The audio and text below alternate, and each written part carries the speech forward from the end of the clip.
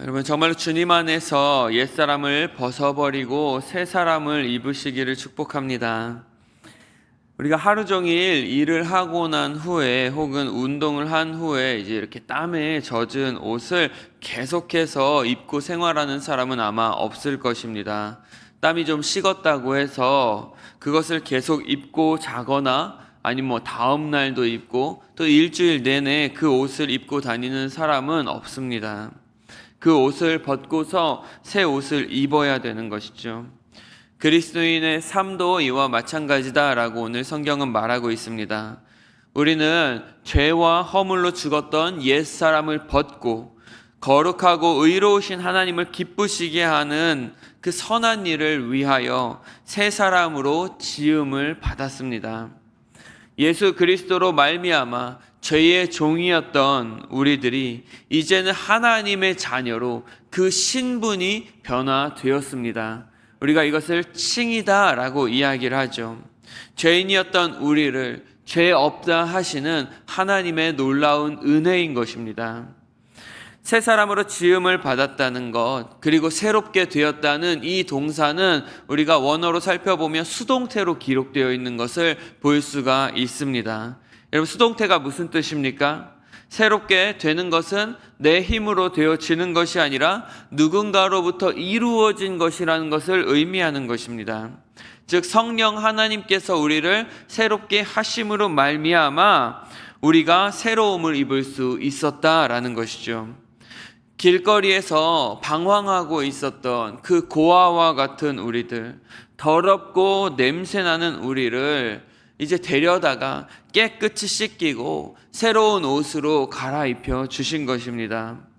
로마서 8장 30절은 그래서 이렇게 기록하고 있습니다. 또 미리 정하신 자들을 또한 부르시고 부르신 그들을 또한 의롭다 하시고 의롭다 하신 그들을 또한 영화롭게 하셨느니라 말씀하고 있습니다. 하나님께서 먼저 우리를 선택하시고 우리에게 의의 옷을 입혀 주신 것입니다. 그렇다고 해서 우리가 아무 일도 하지 않아도 되는 것은 아닙니다. 은혜를 받은 우리들은 이제 그 신분에 걸맞는 삶을 살아야 합니다. 이것은 우리가 해도 되고 안 해도 되는 일이 아니라 우리가 그리스도인이라고 한다면, 하나님의 자녀가 되었다면 이것은 하나님의 자녀로서 우리가 마땅히 해야 되는, 그리고 반드시 해야만 하는 하나님의 명령인 것입니다. 죄인이었던 우리가 이제 하나님의 자녀가 되어 자유의 몸이 되었음에도 불구하고 감옥에서와 같은 삶을 계속 살아서는 안 된다는 것이죠. 이제 우리는 감옥에 갇혀서 죽을 날만을 기다리며 아무런 소망 없는 삶을 살아가는 존재들이 아닙니다. 새 창살 속에 갇혀서 하루하루 그냥 먹고 사는 것이 삶의 낙이 되는 것도 아닙니다. 새로운 삶의 목적과 소망을 우리는 가지고 살아야 하는 것입니다. 하나님께서 우리를 그 감옥에서 끄집어내 주시고 하나님의 아들로서 이제 하나님의 그 집에 거하게 하셨다면 우리는 이제 아들이 아버지를 닮아가듯이 예수 그리스도 안에서 그분을 바라보며 그분을 닮아가는 삶을 살아야 되는 것입니다. 이것을 우리가 성화다라고 이야기를 하죠. 그러기 위해서 우리에게 필요한 것이 있다면 그것은 절대적인 순종입니다. 군인들이 입대를 하고 그리고 군복을 입으면 반드시 상관의 명령에 순종해야 하는 것과 같습니다. 예수 그리스도로 말미암아 이제 칭의의 옷을 입은 우리들은 우리들의 대장 되신 그 하나님의 예수 그리스도의 명령에 반드시 순종하는 삶을 살아야 되는 것입니다. 군대 안에서 내 생각보다 우선시 되는 것이 무엇입니까? 그것은 바로 상관의 명령입니다. 어떤 상황 속에서도 나의 판단이 우선되는 것이 아니라 상관의 명령에 순종하는 것이 우선되어야 하는 것입니다. 우리가 군대를 가면 때로는 군대에서 우리의 생각에는 쓸모없는 일들을 많이 시키는 경우들이 있습니다. 매일 아침 일어나서 운동장을 10바퀴 돌라고 하던가, 아니면 또 쓸데없이 앉아서 총기를 분해하고 다시 조립하고 분해하고 조립하는 일을 계속해서 한다던가, 아니면 무거운 군장을 메고 먼 길을 행군한다던가 하는 일들을 우리는 하게 됩니다.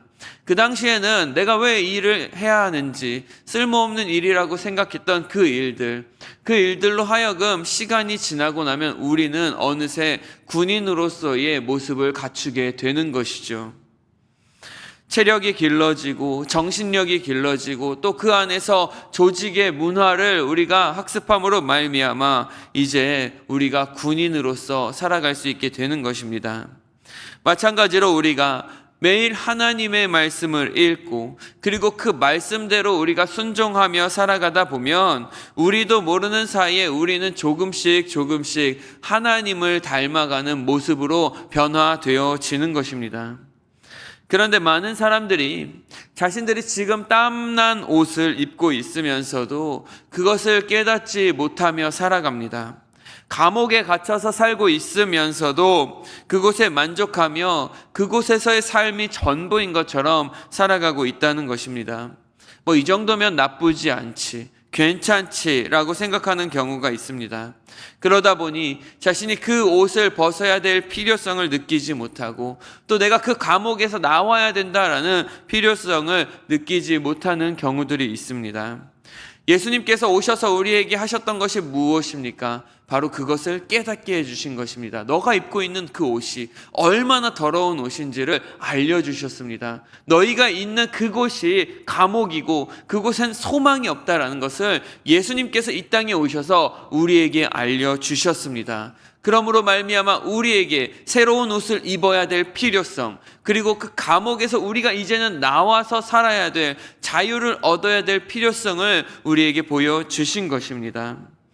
그런데 우리는 예수 그리스도로 말미암아 새 옷을 입었음에도 불구하고 다시 옛날 우리가 입었었던 그 옷을 그리워하는 경우들도 있습니다.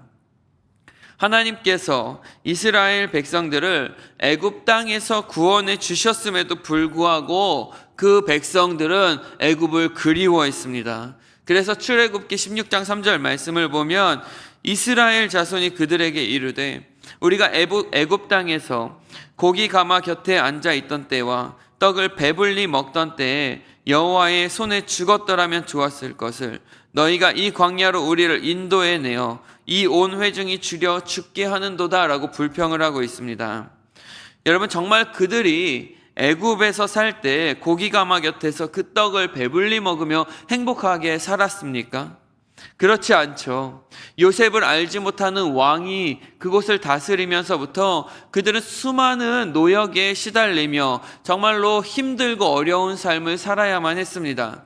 그래서 그들은 하나님 앞에 우리 좀 제발 구원해 달라고 그렇게 기도했었던 것이죠. 그런데 지금 그 광야에서의 삶이 조금 힘들고 어렵다고 해서 그들은 애굽에 종살이하던 때를 그리워하고 있는 것입니다. 이스라엘 백성들과 같은 그러한 모습이 우리들 가운데에도 있다라는 사실이에요. 신앙생활을 한다라는 것은 예수님이 가신 그 길을 우리가 따라가는 것입니다. 이제는 이전과는 전혀 다른 삶의 방향으로 가는 것이며 또한 전혀 다른 삶의 가치관과 방법을 가지고 살아가는 것입니다. 근데 이것은 결코 쉬운 일이 아니죠. 때로는 우리가 좁은 길을 걸어야 하기도 하고 또 광야와 같은 삶을 경험해야 하기도 하고 예수님의 십자가를 나도 지고 살아가야 할 때가 있습니다. 우리가 중간에 포기하면 참 쉽죠. 불편한 군복을 벗어버리고 땀내 나는 옷을 입으면 이제 우리는 아무런 눈치도 보지 않고 편하게 살 수 있습니다. 지금 우리가 가진 자유와 그 소망을 포기한 채 감옥에 다시 들어가서 육체의 그 본능을 따라서 살아가면 육체의 만족을 우리가 누리며 살아갈 수 있을 것입니다. 하지만 새 사람이 된 우리들은 더 이상 옛사람의 모습으로 돌아가서도 안 되고 그렇게 할 수도 없습니다.